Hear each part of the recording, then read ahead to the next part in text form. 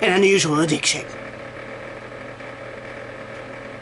You're probably wondering, oh, what is the story going to entail?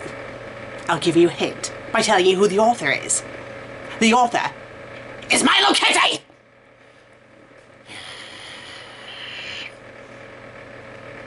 The person who requested this was Eurocat. He wanted me to do this for my season finale for this season. Well, guess what? It's not the season finale. So there. This was the most recent request that I have. So I'm reading it now. I'm not going to put it off for later. I'm just going to do it now.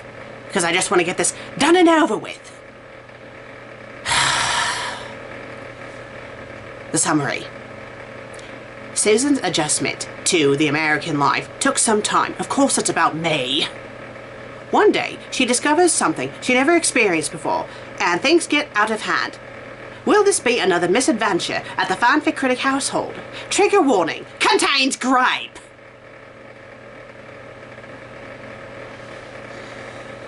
A nod, if you will, to that oh-so-charming story that bloody Rube fellow wrote about me and Meg. A story about me showing my love for Meg.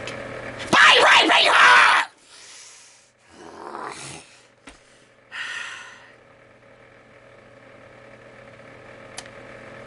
Raping someone is not showing their love for them. It's a good thing Meg is out running errands right now, because if she was here, she would probably be running up the stairs and knocking me out because of how riled up I'm getting. I haven't even read the bloody story yet! Obviously, that story had a very bad effect on me. I didn't even review it. Meg ended up reviewing it because I decided to not take a step back and listen to her. No, instead I insisted on trying to read it, and I tried to knock her out and she knocked me out first. And she ended up reading all the stories anyway. Fun fact, when Meg was doing that review, I was awake the entire time. I woke up while she was still reading the stories before she herself had started the review. I think the thing that woke me up was her freaking out over the shoving the razor blade up her... yes. Yes. I would say her reaction in the actual review was way more calm than when she was reading it herself. I'll put it to you that way. I almost wanted to show that I was awake then, but I'm like, you know what, no. She's already read it, just let her do her thing. She did well. She handled it way better than I did. Right. Sorry about flipping out like that. Obviously, I'm still... So yes, trigger warning contains Grape. Bloody Christ. So this story is rated T, thank God, not M. It's English, it's family humor. It has 2 chapters, 1,976 words. Thank God it's not like 5,000, because now I have to read stories that are 5,000 words or less out loud on the web series. Doesn't matter if they're good or not anymore, it's just any story that's, you know, that length. 2 reviews, 1 fave, 1 follow, and it was updated back in February of this year, and it is complete, so at least I don't have to worry about revisiting this. Let's get this over with. It's been a while since Susan came to the USA, and it took her a while to get adjusted to her new surroundings. For instance, it took her nearly a decade to finally be able to drive on the right side of the road. It's not that difficult to drive on the right side of the road in the US. It did not take me that long to adjust, you bloody imbecile! Bloody Christ! This story, or these stories about me, always make me seem to be some daft idiot. This wasn't the only thing different from the villages across the pond. Okay, for the final time, I was not raised in a village. The town? I mean, I call it a city, and to me it's a city. It's a small city, but I guess US standards it's technically not a city. The town that I grew up in is Berwick-upon-Tweed, which is right near the Scottish border. In fact, that town at one point used to be part of Scotland. That's why some of you, when you were saying, oh, I think Susan sounds more Scottish than English, well, it makes sense. Lived near the border my entire life. But yes, Berwick-upon-Tweed. Population 12,000 people, roughly. About the same population as the town that Meg and I live in currently. I mean, to me it's a city, but I guess it's not technically a city, but... Big town, small city, whatever you call it, it's not a village. So there. When she came to the States, she noticed something peculiar. The abundance of fresh produce, particularly grapes. Are you trying to imply that I've never had grapes before? In Britain, where the weather was often dreary, Susan had grown accustomed to flavourless fruits and vegetables. The British variants left a bad taste in her mouth, so it took her over a decade to overcome this. Again, no it didn't. Intrigued by the plump and vibrant grapes she found in America, Susan hesitantly took a bite one day. So are you trying to tell me that the entire time I've lived in the United States, I have not had a grape until recently? Oh my goodness, Susan exclaimed, her eyes widening in disbelief. These grapes actually taste like something. The feeling was overwhelming. Back in Britain, the sweetest fruit was the cucumber, which is not a fruit, it's a vegetable. Hence its historic use for ice cream. Meg chuckled and replied, well, Susan... Okay, that was atrocious Meg voice. Let's do that again. Well, Susan, that's what happens when you have sunshine instead of rain and fog. Welcome to the land of flavored fruits. So, is the story implying that my entire time living in the States, I flat out refused to eat American foods? So what was I doing? Like having English foods shipped to America for me to eat instead of eating the food that was provided for me? Are you serious? From that moment on, Susan became obsessed with grapes. Oh, bloody Christ. She devoured them by the bunch, eagerly sampling different varieties and reveling in their juicy sweetness. It wasn't long before her addiction took hold. Oh, come on. I'm addicted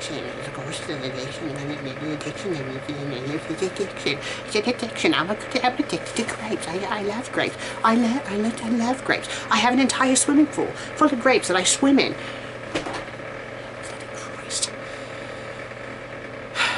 One evening, as Susan sat at the kitchen table, surrounded by piles of grape-filled plates, bloody Christ, Meg approached her with a concerned expression.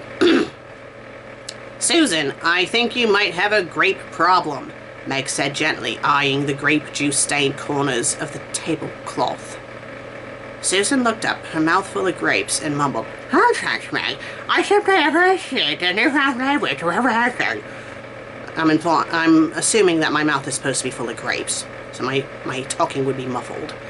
Meg sighed. Susan, you've been eating grapes for breakfast, lunch, and dinner. Your last episode even had a grape peel on the camera during the whole episode. That's way below your usual production quality. My production quality is fine, and I don't have food all over the place. I know for the first season and a half I used a webcam, but whatever. This isn't a, state-of-the-art web show. It's just me sitting in front of a camera reading fan fiction. Bloody Christ, what is with Mylokitty making it seem like Meg and I are slobs? Susan paused mid-bite, her eyes widening in realization. Oh no, I've become the very thing I despised. The overly obsessed fan. What have I done? Meg reached across the table and patted Susan's hand. Don't worry, Susan. We'll get through this. In America, we know how to deal with these kind of problems. Oh boy, I wonder how we're going to deal with this. And the solution to the problem was indeed unlike anything Susan had ever seen. Meg applied her case to the makers of My Strange Addiction. I'm assuming that's a reality TV show. Well, that was the end of chapter 1. Let's go read chapter bloody 2. And yes, Meg would definitely have me go on a reality TV show to help me. No, she wouldn't. You sure that a reality show will fix this? I don't think the world needs to see my daily struggle. Haven't you seen the series? You get help from professionals for free. Let's be real, Susan. My dairy cooler reassortment job and your YouTube revenue cannot afford proper care in the USA. Spoiler alert, I don't make a dime on this web series. Meg is the breadwinner of this household, not me. And she works for more than just a dairy cooler. She works for a retail corporation. I can't say the name of it, but you guys can do the math and figure out who it is. Let's just say they're very, very well known. And an American problem needs an American solution, Susan commented. Exactly. Besides, it's free promotion for the series, so it will finally pay off that we knock each other out every couple of episodes. We don't knock each other out every couple of episodes. And if anything, it's been Meg knocking me out more than me knocking her out. I only did it that one time. Okay, twice. First time it was me being a bloody ass, and the second time I didn't actually knock her out. I just paralyzed her unintentionally. But still. And Meg had every good reason to knock me out because both times I was being an erratic idiot. And the second time, yes, it was very good that she had knocked me out because that would not have ended well if she hadn't. Let's put it that way. Susan didn't comment further. She rather devoured a bowl of grapes while preparing mentally to be seen in every trailer home in the country. Bloody Christ. The big day did arrive soon, and Susan wasn't the only one awaiting it. The local grocery store have already put out a £10 daily limit on Susan's grape demand. As the camera crew arrived, the director told Susan to introduce herself and her addiction. Hi, I'm Susan. I'm an amateur fan fiction reviewer, and I'm addicted to eating grapes. My job is very stressful, and being from another country did come with its toll of cultural shocks. In good old Britain, the fruits simply developed no flavor, so when I first tasted them here, I experienced an explosion of aroma and sweetness. As amazing as this feeling was, it led me to become addicted to grapes. In the last months, things have gotten out of hand. The floors of the whole house are full of grape seed, and every object in the house is sticky due to grape juice squirting on it, and I barely get any fan fiction reviews done these days because I spend the whole day sucking on grape berries.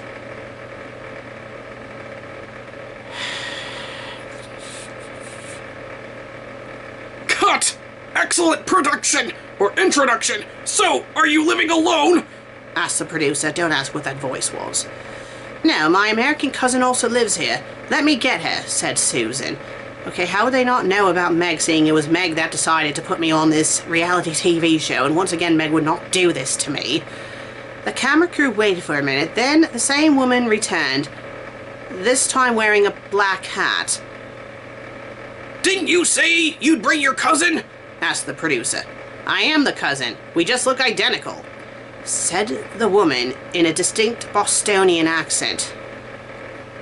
Meg has a fit whenever it's mentioned that she has a Bostonian accent because she's like, I don't have a Boston accent, I don't even live in Boston! Well, dearie, you do sound like you're from Boston. Maybe not like a strong Boston accent, but to everyone who's not an American, you do sound like you're from Boston. Or, I mean, everyone who doesn't live in the state of Massachusetts thinks that you sound like you're from Boston. You might as well just say the entire state of Massachusetts is Boston. And now you all know that we live in Massachusetts, but, you know, see, you all keep saying that Meg has a Boston accent. I mean, you might as well admit to it. Massachusetts. So yes. And she's probably going to scream at me for saying that, but oh well. They already figured it out, dearie. Just live with it. The camera crew looked a bit confused, but they are used to seeing nut jobs while producing this series, so they asked the cousin to introduce herself and describe Susan's addiction. Maybe I should try to sound like... No, I'll just speak in Meg's normal voice. I mean, I can try to do an actual Boston accent, but that might just piss Meg off further when she's watching this review, so I don't think I will. She's probably already going to be annoyed enough to know that I'm doing a Mylokitty story, so let's not poke the hornet's nest any further. She has been a bit testy ever since the creator gave her that tail, I will admit. I'm Meg. Susan moved in with me after a family dispute over 10 years ago. It was more than just a dispute. They kicked me out for losing my job. It's been a wild ride since then. Originally, I was the one who read fan fiction stories, but shortly after Susan came. Are you going to complete that sentence? Then I had a period of going insane while reading the fan fiction, which she was doing that before I came into the picture, let's be honest, with Susan knocking me out whenever things got too wild. Then I quit the series. Susan, a few years later, rebooted it, and now she reviews it, and we still knock each other out on occasion. They make it sound like that we just knock each other out for shits and giggles. We don't. Recently, I introduced her to fresh produce since Brits don't seem to be familiar with anything containing flavor. Oh, sod off. You should have seen her face when she first tried it. She previously ate cold beans on toast as a snack and considered cucumbers the sweetest fruit. No, I didn't, and they're not fruit. But things got out of hand. She is now obsessed with grapes, and it's driving me crazy, to the point that I decided to put her on a reality TV show. There are bits and pieces of those fruits everywhere. Cut! Okay, now get Susan back so we can film her daily routine. Meg walked out of the room, and almost instantly Susan came through the same door. Okay, you guys have seen Meg and I on the same screen at the same time. One of us doesn't just leave the room and the other one appears. You've seen us on the same screen several times. Mostly when the web show was spying, but still, several times. I mean, a few episodes ago when Meg was growing her tail, we were in the same shot then too. Bloody Christ. I mean, maybe for the creator, well, I mean, in the creator's universe, she plays us both, so maybe she does do that. She probably uses some split screen effect or something to have us both appear, but it's bloody stupid. Meg walked out of the room, and almost instantly Susan came through the door again. Again, the only thing different was the lack of hat, and the camera crew got more suspicious. Bloody Christ. As most of the crew filmed Susan walking around the house eating grapes, one of the guys called the nearby hospital to get more info about the episode's subject. The moment the house number and situation was mentioned, the nurse gasped and said, "Oh no, not again. Don't worry, we'll send you help right away." A few minutes later, loud knocking was heard on the door. "Who could that be?" asked Susan as she headed to see who it was. The camera crew followed her. And also, you would think you would see Meg in the background following us around, but maybe the story is actually supposed to take place in the creator's universe, and it's supposed to be implying that the creator is just some nutjob who thinks she's two people, and although she's just one. The moment Susan opened the door, she was in for a shock. A group of men in white coats stepped into the house, half of them holding giant butterfly nets in their wall, and the rest with giant syringes in their hands. "What is the bloody meaning of this?" shouted Susan. "Ma'am, we've become aware that you've once again gone completely crazy and are showing erratic behavior. Please calm down and come with us," said the leader of the group. Susan at first couldn't mutter a single word. Then she saw that the camera crew was filming the whole ordeal. "What are you guys with the cameras looking at? Stop filming and help me." Are you crazy? This will secure us the first place in the ratings. "But you're supposed to be helping me," shouted Susan.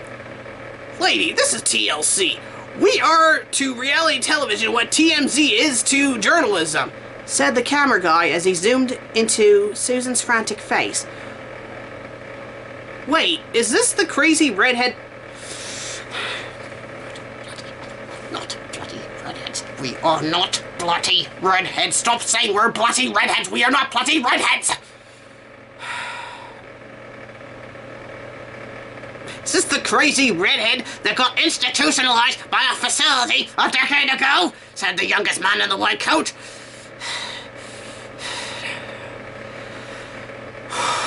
Deep breaths.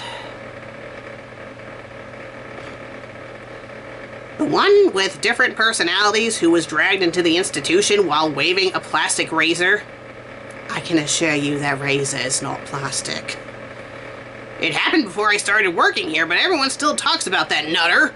Okay, if you're supposed to be from America, you wouldn't be using the term nutter. I mean, Meg uses it, but that's because she's been living with me for over a decade. Commented the second youngest in the group. Yeah, that's her. Get the popcorn ready. You just mentioned her hair color. Oh, you bloody twat. Answering the head doctor as he noticed the woman getting increasingly tense. I am not a redhead! Screamed Susan while grabbing her ginger ponytail and waving it around in front of everyone in the room. Wait, who's speaking here? Is it supposed to be me? Oh, okay, it's supposed to be one of the nurses. Are you now trying to be the modern day Anne Shirley? Well, this isn't Green Gables, so how about you comply? Susan got so angry her face turned the same color as her hair.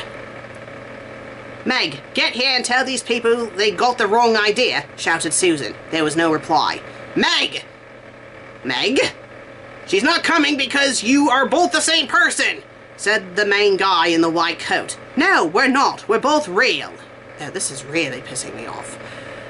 You said that a decade ago as well, and after being in our care for a couple of years, you seemingly got back to your senses. It's quite disappointing seeing that you have relapsed, said the doctor. Enough with the jokes, creator. This is how you want to torture me now. Susan yelled at the ceiling. So yes, I think this is actually a fanfic about the creator going insane and thinking that we're all real, even though we're not real, but in our universe we are real. This is so bloody stupid. To whom are you talking to? Asked the director. The creator. She is in charge. She plays me since we are all fictional characters, and she has a spying camera wherever I go. Is the spying camera with us in this room right now? Yes, it is. It's always here, and it's invisible and can teleport, fidgeted the confused woman. Maybe it's here, she shouted as she pointed into the cobweb-covered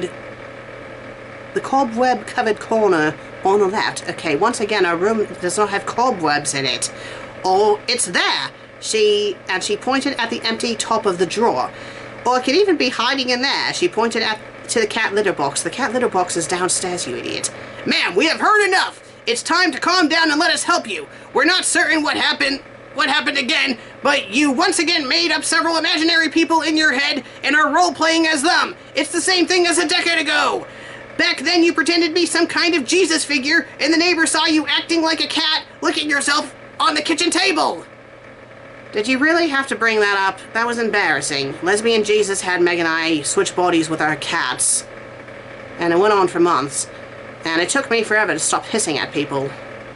Yes, that was fun. And you can't imagine the mess that the house was in when we finally went back into our own bodies. I was so cross that we both made Lesbian Jesus clean up everything, which she did, which she was giggling the entire time. Bloody goddess. I am not crazy. I'm Susan and I'm real. Susan doesn't exist. She's a persona you made up. Now stop resisting or things will become ugly. We have enough tranquilizers to knock you out a herd of elephants, warned the doctor. No, I am real and Meg's real. And that bloody doctor right there. He is not real, shouted Susan nervously. I'm afraid the only thing not real here is that phony British accent of yours. Now how about you comply and make things easier for everyone involved? Asked the doctor. Get out of my house or else, warned Susan, but the personnel didn't buy the bluff. Ness, get the biggest syringe we have and the rest of you prepare the nets, ordered the doctor before saying to Susan, don't worry, you will soon be relaxed. So I'm a little confused. Is the Susan persona supposed to be the real me? I don't know, the story has gotten so confusing. No, listen to me, this might sound crazy, but all of you need to do is to watch the web show and everything I say will make sense. Yes, both me and Meg have already killed each other and resurrected each other. Yes, there's a spying camera in the house. Yes, a woman who plays me and Meg controls everything because we are all fictional characters. Yes, reading fan fiction in this house can result in weird things happening. And yes, at one point me and Meg even switched bodies with our cats, and it's all on our YouTube channel. Well, actually, that's on the other YouTube channel, said Susan firmly, convincing that all misconception is now cleared and that life can finally return to normal. The next day, in the insane asylum, but I swear, I did switch bodies with my cat. Electroshock therapy noises. You know what? It's logged in as Meg's profile and the creator, so I'm going to write a little review. This is Susan. You are... no, I should say this. No, you know, no. Ha, ha, ha. Very funny. So, you are so hilarious. Be thankful. I know, I type slowly, deal with it. Be thankful that I am a fictional character. Because if I wasn't,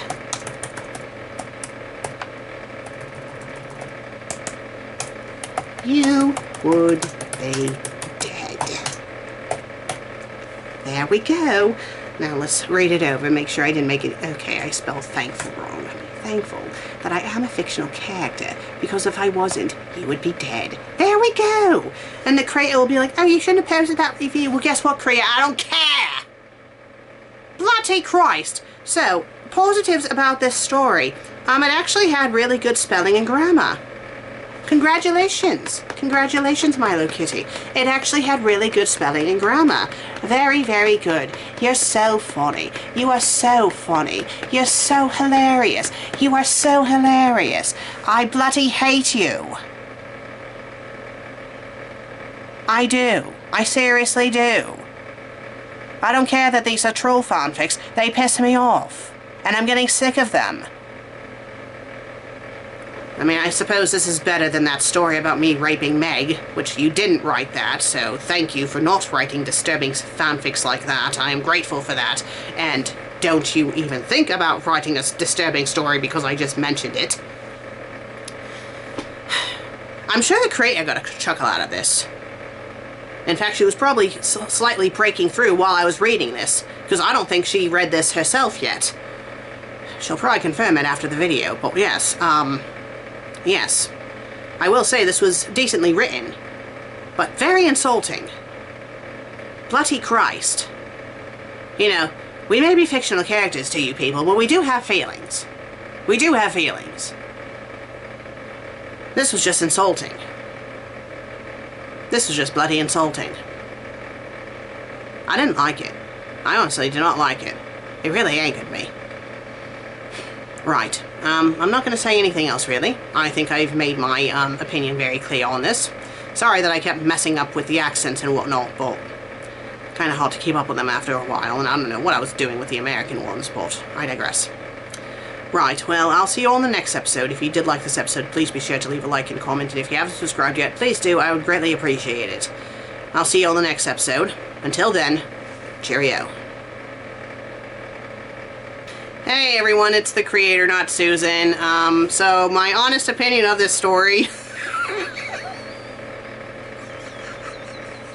Oh my god. I can kind of see now why Eurocat wanted me to do this for the season finale, so I'm sorry that I didn't, dude.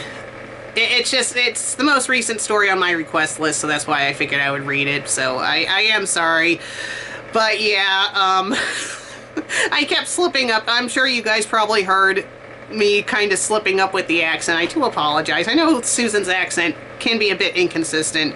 I mean, I will say it's way better than it was when I did the original web series, because oh my god, like watching the old episodes, oh my god, it was bad. I feel like I've gotten a lot better, but you know, I am an American,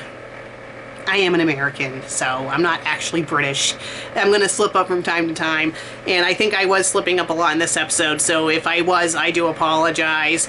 It was really hard for me to not break out laughing. I mean, there was a couple of times where Susan was laughing, but that was really me coming through, because Susan was obviously angry about this. I, on the other hand, wasn't. Mylokitty, so I actually did post that review. You're probably gonna see the review before this episode airs.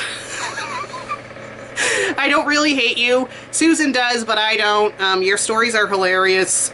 They're hilarious.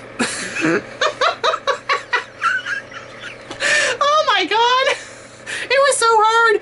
I probably should have read this first before I filmed it, but it's like I wanted a legit reaction, but sometimes, you know, the actual person comes through and...